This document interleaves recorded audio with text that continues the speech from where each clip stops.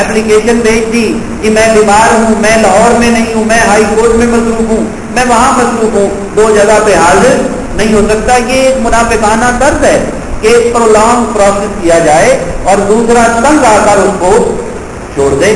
और आप देखते हैं कि लोग 9-9 साल कहते हैं हम जेलों में रहे और उनके वहां 35 से ज्यादा 100 मेडिकल सर्टिफिकेट भी पड़े होते हैं, जनाब हम बीमार हैं, हम आ नहीं सकते।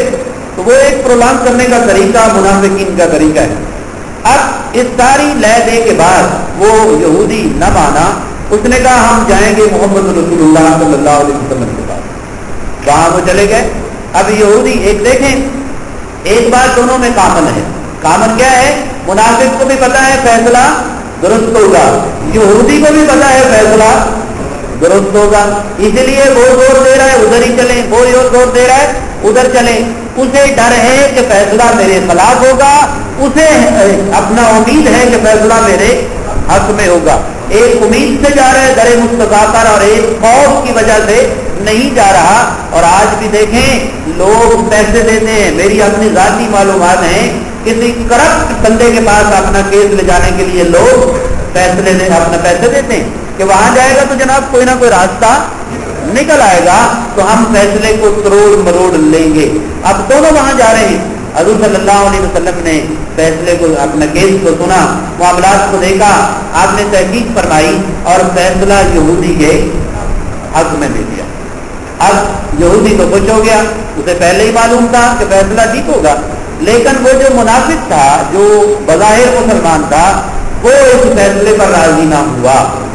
अब देखना ये है, ये जो आयात हम पढ़ रहे हैं, इसके अंदर अल्लाह रब्बुल इज्जत ने अज़मत रिसालत को बयान किया है। किसको बयान किया है? अज़मत रिसालत। बल्कि ये लफ्ज़ भी मौजू नहीं लग रहा।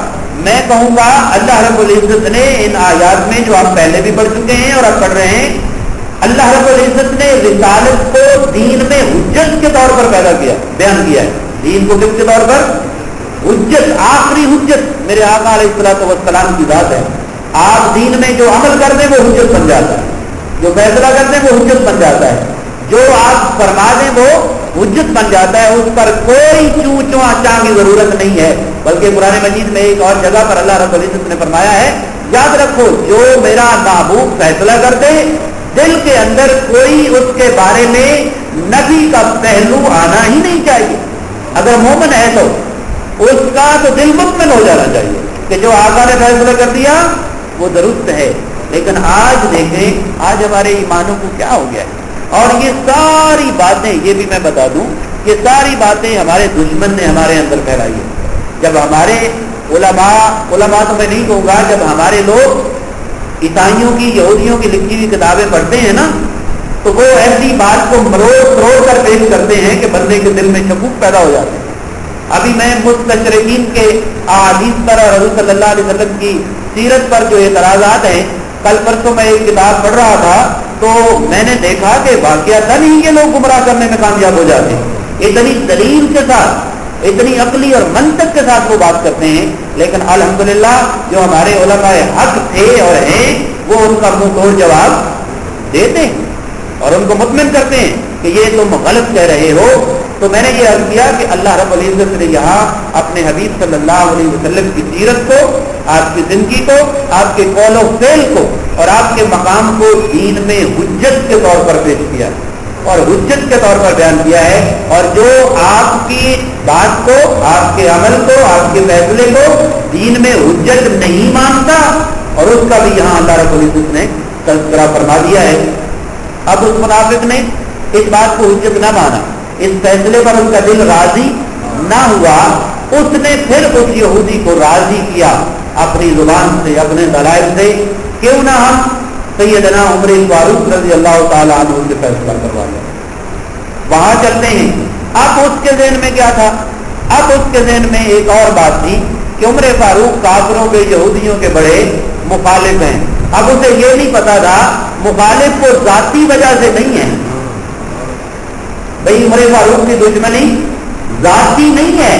ये याद रखें, کیونکہ اللہ رب العزت کے نبی نے تربیت فرمائی ہے اور حضور صلی اللہ علیہ وسلم کا ارشاد ہے مومن جو ہے وہ الحب باللہ والبغض باللہ، مومن کی محبت بھی کسی سے اللہ کے لیے ہوتی ہے اور مومن کی دشمنی اور بغض اور عداوت بھی کسی سے اللہ کے لیے ہوتا ہے، اس کی ذات کے درمیان میں انوالو نہیں ہوتی ہے۔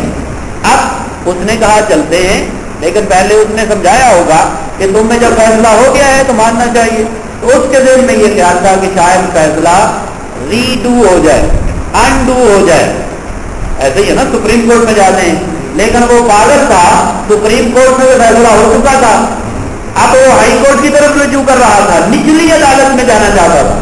تو نچلی عدالت بڑی عدالت کے فیصلے کو چیلنج بھی نہیں کرتی، سنتی بھی نہیں ہے، یاد رکھیں کیا وہ کیا کہتی ہے کہ یہ ہمارے دائرہ اختیار میں ہے ہی نہیں ہے، اور یہ شروع سے چلتا آ رہا ہے۔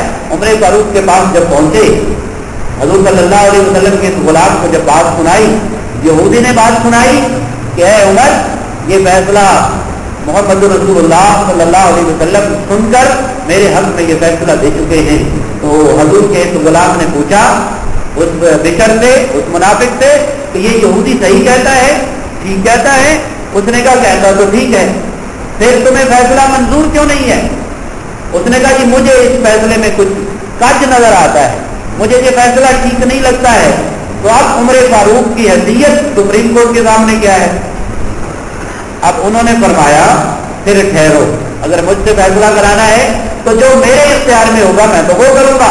آپ گھر گئے، اندر گئے، تلوار لے کر آئے، نیام سے نکال کے لائے اور آ کر اس منافق کا سر قلم کر دیا اور فرمایا، امام قرطبی نے الفاظ نقل کیے ہیں، فرماتے ہیں کہ عمر فاروق نے فرمایا جس کو اللہ اور اس کے رسول کا فیصلہ منظور نہیں ہے پھر اس کا فیصلہ عمر کی تلوار کر۔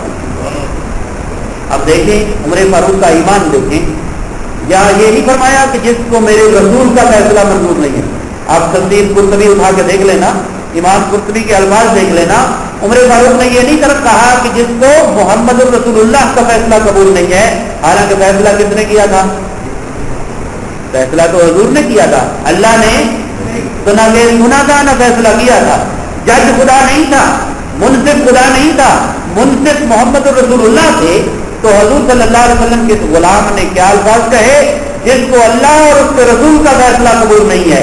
اس کا مطلب کیا ہے؟ اس کا معنی یہ ہے صحابہ کا یہ ایمان تھا، جو بات محمد رسول اللہ کہتے ہیں وہی بات خدا کی بات، وہی بات، یہ دوئی نہیں ہے، اس میں کوئی دوئی، یہ بات اس کو تقسیم کیا ہی نہیں جا سکتا کہ یہ اللہ کی بات ہے اور یہ رسول اللہ کی بات ہے۔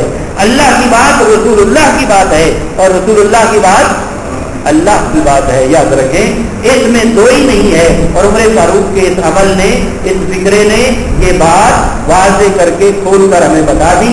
اب جب یہ ہو گیا، معاملہ ہو گیا، اس کے بعد روایات میں آتا ہے کیس بھی دائر ہوا، دیت کا مطالبہ بھی ہوا کہ دیت دی جائے، پھر مختلف قسم کی اسٹوریاں بھی گھڑی گئی اور ان سب نے آ کر یہ بیان کیا، اور یہ وہی منافقانہ طرز ہے کہ ہمارا میں اپنے ملک کی بات کرتا ہوں، مسلمانوں کی بات کرتا ہوں کہ ہمارا کل کوئی بات اور ہوتا ہے اور اگلے دن کوئی بات اور ہوتا ہے، پھر ہم اس کی تشریح کرتے ہیں۔ اب سن رہے ہیں، میں نے اس کو اس لیے مانا تھا، اب اس کو اس لیے مان رہا، یہ ہمارے ملک کے عوام کے وسیع طرفہ مفاد میں ہے، فائدے میں ہے، کل وہ فائدے میں تھا، آج یہ فائدے میں تھا۔ اور ایک صاحب نے تو کل پرسوں یہاں تک کہہ دیا ہمارا ہر قدم ملک کے لیے اور عوام کے لیے ہوتا ہے۔ اگر غیرت ہو نا، غیرت ہو تو میرے اوپر اگر الزام لگا ہے تو مجھے اپنا عہدہ چھوڑ دینا چاہیے، الزام کا مقابلہ کرنا چاہیے۔ تو ہمارے اندر غیرت اور حمیت تو ہے نہیں، الزام بھی لگے ہوئے ہیں اور اقتدار کے مزے بھی لے رہے ہیں اور مل رہے ہیں۔ یہ منافقانہ چیز یہاں قرآن سے نکلی ہے، یہ یاد رکھیں۔ فطرت انسان کی کبھی بدلتی نہیں ہے نا بھائی، قرآن اسی لیے ہمیشہ کے لیے ہے کہ یہ انسان کی فطرت کے مطابق ہے۔ جب انسان کی فطرت نہیں بدلتی، اس کے معاملات نہیں بدلتے، اس کے خیالات نہیں بدلتے، تو قرآن ان کا جواب دیتا ہے۔ جب یہ معاملہ ہو گیا تو پھر اس کانٹیکٹ میں، اس سیاق و سباق میں اللہ رب العزت نے یہ دو آیات نازل فرمائی، فرمایا الم تری الی الذین، اے میرے حبیب کیا آپ نہیں دیکھتے ان لوگوں کو، اور یہ قیامت تک ہر قاری کے لیے ہے. میں پڑھ رہا ہوں تو مجھے بھی قرآن کہہ رہا ہے کیا ان لوگوں کو نہیں دیکھتا؟ یہ کوئی بڑے سے بڑا ہمارا عالم دین پڑھ رہا ہے اس کے لیے بھی ہے. کیا تو ان لوگوں کو نہیں دیکھتا جو ایک طرف ایک چہرے کے ساتھ جاتے ہیں اور دوسری طرف دوسرے چہرے کے ساتھ جاتے ہیں؟ لیکن ہے اور مجھے دکھ اس بات کا ہوتا ہے ہر قرآن پڑھتا ہے عالم دین لیکن اس طرح بیان نہیں کرتا. اس کا مطلب ہے اس کی اپنی بھی اس کے اندر کوئی نہ کوئی خواہشات اور اس کے اپنے ویسٹڈ انٹرسٹ ہوتے ہیں اس لیے وہ نہیں پڑھتا. جب یہ ہمارے بڑے بڑے علماء کرام جو آج لیڈ بھی کر رہے ہیں جو جماعتوں کو بھی لیڈ کر رہے ہیں کیا قرآن کی یہ آیات وہ نہیں پڑھتے؟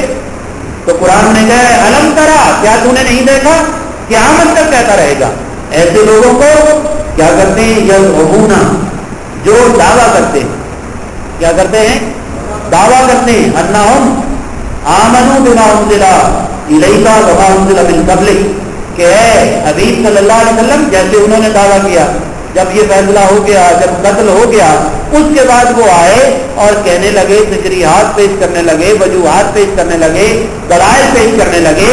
کیا کہنے لگے کہ ہم تو دعویٰ کرتے ہیں ہمارا تو ایمان ہے نہ صرف قرآن پر بلکہ قرآن سے پہلے جو کتابیں نازل ہوئی ان پر بھی.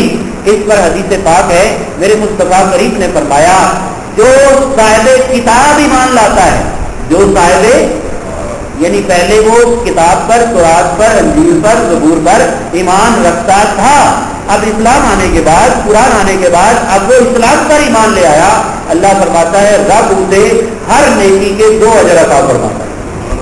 ہر نیکی کے 2 اجر عطا فرماتا ہے. ہر نیکی کے 2 اجر عطا فرماتا ہے. اور حدیث آپ پوری سن لیں تو ایمان افروز ہے. حضور صلی اللہ علیہ وسلم فرماتے ہیں جو کسی کا غلام کسی کا نوکر کسی کا ملازم